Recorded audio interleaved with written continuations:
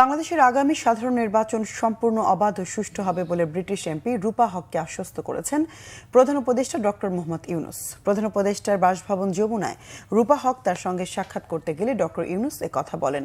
এ সময় British MP রূপা হক প্রধান উপদেষ্টাকে বলেন, গত 3টি নির্বাচনে মানুষ ভোট দিতে পারেনি, ফলে অগ্রহণযোগ্য সংসদ ছিল বাংলাদেশে।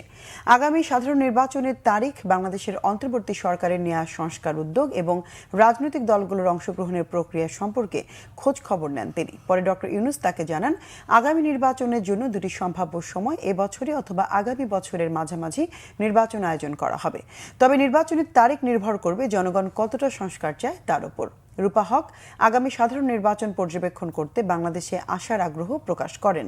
ডক্টর ইউনূস জুলাই গণঅভ্যুত্থানে জনগণের উপর চালানো হাসিনা সরকারের নির্যাতনের বর্ণনা তুলে ধরেন রূপা হকের কাছে। এ সময় আরও উপস্থিত ছিলেন ঢাকার ব্রিটিশ হাইকমিশনের ডেপুটি হাইকমিশনার ও ডেভেলপমেন্ট ডিরেক্টর জেমস গোল্ডম্যান।